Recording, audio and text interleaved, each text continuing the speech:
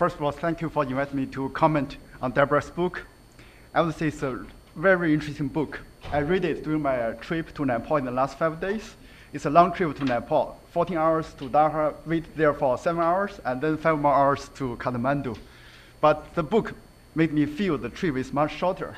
I think if you judge the book quality, whether interesting or not, whether you can read it in an airplane or not. So you have heard some part of the book read by Deborah. It's fun to read. I highly recommend to everyone if you want interest in foreign aid and development issues in China and Africa. I think the book is very timely. It's addressed, I would argue, 3 M's on China's engagement in Africa. First, as Shengen pointed out, there's a myth about China's engagement because lack of data, lack of transparency. There are many media information may be wrong, but it's passed around from one newspaper to another newspaper. Deborah has mentioned in the book, there's some number, even on the numbers, Chinese announced in yuan, but the Western media start pick up and use the same amount as treated as dollars. Immediately exaggerate China's threat to other countries. Also because this information caused a lot of misunderstandings, fears, concerns.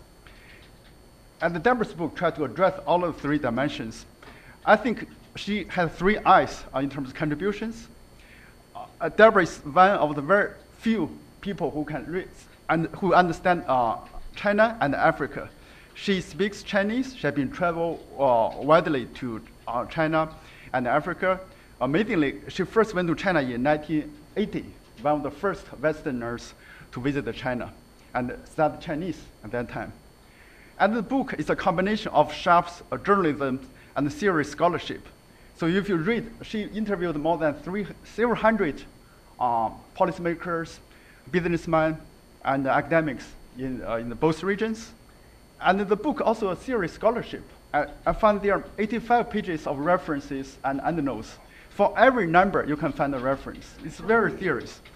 But because they put everything in the back of the book, all this academic work won't distract you from reading the book. So I find that's very useful. As I said, the book provided so much rich information. Almost every page you find the numbers, such as in 2006, 20,000 Chinese medical personnel have served abroad under the rotating medical team program. So China had done this since the 50s, 60s. And in 2007, 1,400,000 Chinese were working in Africa, and more than 18,000 African students have received training in China under the China's scholarship program. And also something not related to China, like Tanzania produced 2,400 quarterly reports for its donors every year. The reason I mentioned this, I found it very interesting during my trip to Nepal. We were under USAID mission to write a concept note, background paper, for its new strategy on food security and nutrition. And during the dialogue with the local policymakers, one very senior retired government official told us, we first wrote this kind of report in '74. And it was on shelf a long time. It's beautifully written, but never been implemented. Now you have another one. And also in the book, she mentioned the local elites poached by donors to work as consultants. We also feel exactly the same issue. For our field trip, we tried to find a collaborator, but we couldn't find anyone because all the top agriculture economists have been fully booked up by donors. And even the market price at least $6,000 a month, but we still couldn't find anyone. So you can see all the insight you learn from the book. As I mentioned, her book has covered so widely and so deeply. For myself, I'm not an expert in this area. I find it's very hard to aid. So in addition to the trade and investment mentioned in the book, so maybe I need to find some niche to comment. So I would add a few more based on my own observations. The first one is a restaurant. If you look at this restaurant, you may guess it's in Beijing or Shanghai. This Chinese restaurant, this first time I went to Africa in 2003 with Shengen, Peter Hazel and a large group of Chinese, our IFPRI colleagues. This is a fun restaurant in Kampala, Uganda. This turned out to be very popular, very very popular. When we went there, the defense minister had the dinner there too. I think for the export, in terms of export of Chinese product, I would say the largest Chinese cuisine. If you go anywhere in the world, you see Chinese food restaurant. And I went to Nepal in March, and you see chafa everywhere. Chafa means in Chinese, 吃饭 means eating. So they changed the word. Chafa means restaurant everywhere in Lima. So I think if you include Chinese cuisine as part, the influence may be larger. So another one is, I think, the Chinese martial arts movies. So when I traveled to Ethiopia 2008, we drove around, all the kids waved to us. They said, Jackie Chan or Bruce Lee or Jet Li. Initially, I didn't understand that. And then our local collaborator told, oh, they thought you are a movie star. But I deeply feel the influence of the Chinese, even the Chinese culture. And now we come to the more serious part, also mentioned by Deborah. I want to highlight some key features of Chinese foreign aid policies discussed in the book. The first, I think, China follow a Confucian silver rule, 己所不欲，勿施于人. I mean, do not do unto others as you would not have others do unto you. This means the no interference policy. So China generally don't interfere the domestic affairs in other countries. So that's a rule they have been hold very firmly. Secondly, I would argue that China have drawn a lot of its own development experience and applied to the foreign aid in Africa. So I thought, so maybe we can summarize as the reference points matters. But for donors in the western part, like city in DC, so we maybe think many issues important to us, like environment, women's rights, environment standard, all these things are very important to us. So we assume these things apply equally to those in the developing countries, like in Africa context. Thirdly, the book also highlights the learning by doing experimentation is very important. Deborah has mentioned in the slides, so I won't repeat here. So in terms of, now I highlighted the reference point. I think there's a big literature in psychology pioneered by Maslow called the hierarchy of needs. So they argue human needs have different tiers. The bottom is biological, physiological needs. Then for food, water, shelter, clothing, sleep, that's a fundamental important aspect everyone needs. After you finish the basic needs, people will start consider safety, security, all the way up to all the morality, all the moral things. And then if you think about people, when people think, they all base their reference point in the hierarchy pyramid, hierarchy of needs pyramid. I think for China, because they just experienced the transition from agriculture society to a market economy, industry and a market economy, so many experiences still are vivid in the policymaker's mind. Deborah has mentioned the very important practice, resource-based infrastructure investment that's been widely used in China. But China learned from receiving aid from Japan and other donors because they found it very useful. They want to extend the same practice to Africa. Also, China found job creation and the infrastructure environment are extremely important in the early stage of development.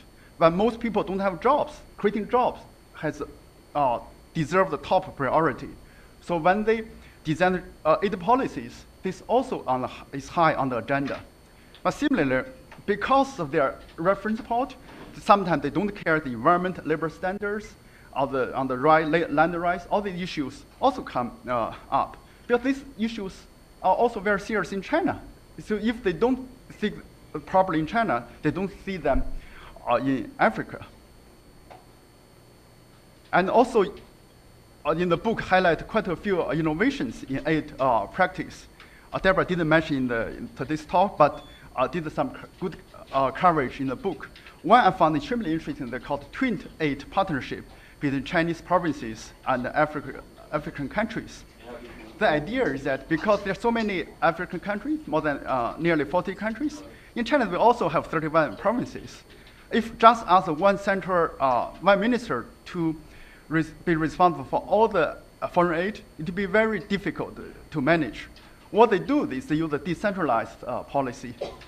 They ask each province to take care of one country, like the agriculture demonstration station shown in the pictures. There are some institute or some Chinese Academy of Agricultural Sciences, different provinces with similar agricultural college zones to set up the demonstration stations and also create competitions. So in the end, they can evaluate which model works. It's totally decentralized. By learning by doing, they try to find the best practice. So that's one feature. But this kind of practice has been widely used in China for a long time. In the 2008, the Chinese earthquake. After that, the second day, the Chinese government announced this kind of twin matching. They asked Shanghai to take care of the most severely struck county, and Beijing take care of another one. Immediately you see the competitions. So each provincial levels must send the deputy governor over there to monitor the disaster relief. And they created all this competition, and the central government just watch, and the local government to do the work. Another innovation is economic special zones in Africa. But China has benefited a lot from this economic special zones. In the early 80s, Mr. Deng set up the Shenzhen economic zones in order to attract the investment from Hong Kong and Taiwan. At that time, the argument that there's a lot of resistance from the Chinese Communist Party because they saw this violate the Chinese socialism ideology, this capitalism.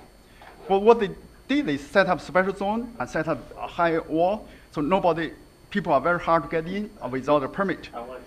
But they learn a lot how to learn import foreign technologies, and also to observe whether the negative spillover effect is as high as thought, perceived. But it turned out is the capitalism or capital are not that scared. And gradually, China opened up for the whole country. Now China is setting up economic special zones in Africa too. The book has mentioned in several successful stories, like in Mauritius, elsewhere. I think China is learn from itself and try to apply to other places. Also, many of the Chinese technologies are relevant for Africa. The reason is that because China just climbed up the ladder of the hierarchy of needs, many technologies on the shelf can be applicable to the African counterpart, like the tractors, all the labor-intensive technologies. Also, given China's rising labor cost, China has a great interest in promoting relocating some of the manufacturing sector to Africa. So I just show some pictures. So in China, right now, in the remote areas, you still see many places like road. If you ask people what are the best interventions, almost everyone answer to reduce poverty, build roads first.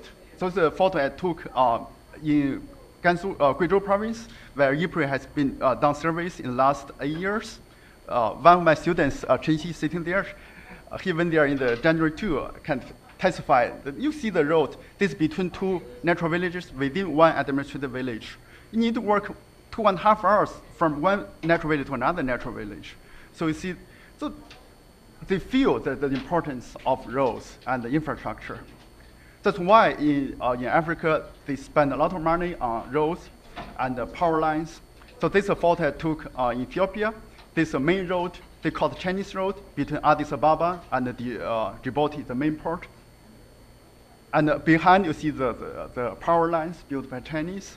So when I went there, even the local farmer, we just walked side of the road, the Ethiopian farmer just called me Chinese road. Yeah. So they know the Chinese built the road. But if you work on the road in Africa, you always see farmers carry their products to the market. It's very standard. Women walk over 3 hours to the market. But I was just wondering as Chinese, why didn't I see motorcycles like in China? So maybe trade policy matters, but if you build a road, you also need some modes of transportation to move products from farm to the market. So there may be room to do in the trade policy dimension. Like I said, road is important, water is important too. In Africa, if travel there often, always see this kind of scene. People need to fetch water every day, spend a lot of time fetching water. The water is a big issue. But there are many technologies already available, like water harvesting technologies in China. Here I saw one just near the road. There's a Chinese type of water harvesting technology.